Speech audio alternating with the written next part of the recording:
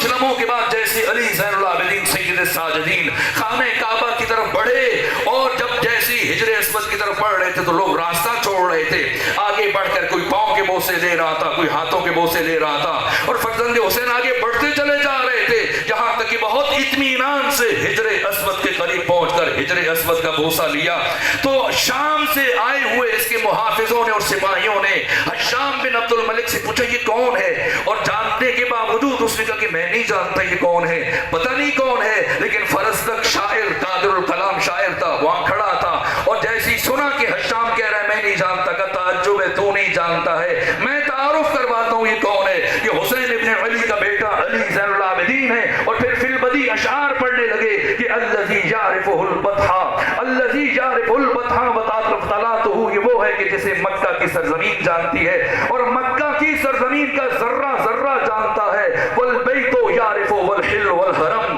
اسے خود خدا کا گھر بھی جانتا ہے, اسے حدود حرم بھی جانتے ہیں, اسے شہر مکہ بھی جانتا ہے. اور اگر یہ کسی وجہ سے ہجر اسود تک نہ پہنچ پاتے, رش کی وجہ سے بالفرض نہ پہنچ سکتے, تو پھر اگر یہ رک جاتے تو ہجر اسود خود آ کر ان کے ہاتھوں کا بوسہ لیتا. الا فی تشہدہ, یہ وہ انسان ہے جس نے ساری زندگی میں کبھی اپنی زبان سے کسی کے سامنے لا نہیں کہا, کسی کے سامنے نہیں کہا کہ اتنا بڑا سخی ہے, اتنا بڑا کریم ہے کہ سوائے تشہد کے جب یہ کہتا ہے زبان سے وحدہ لا شریک لہ تب لا کہتا ہے, اس کے علاوہ کبھی کوئی ماننے والا آ جائے یہ اتنا کریم ہے کہ لا نہیں کہا. یہاں تک ہم اس کے لیے بھیجے,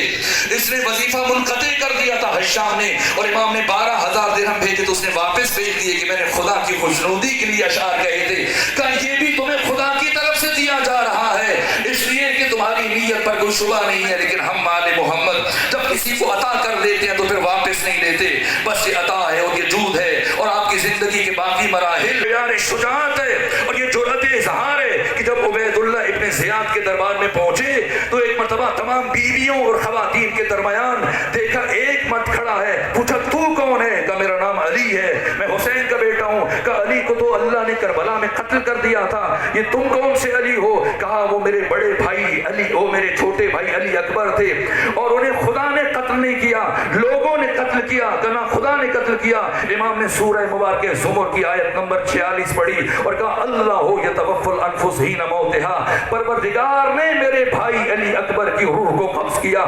کہا کہ کربلا میں اتنا کچھ دیکھنے کے بعد بھی میرے سامنے زبان چلاتے ہو, ابھی میں قتل کا حکم دینے لگا ہوں, سپاہیوں کو بولا ہوں کہ قتل کرو, علی کو قتل کرو, حسین کے بیٹے کو ابھی میرے سامنے قتل کرو. ثانیہ زارا آگے بڑھی,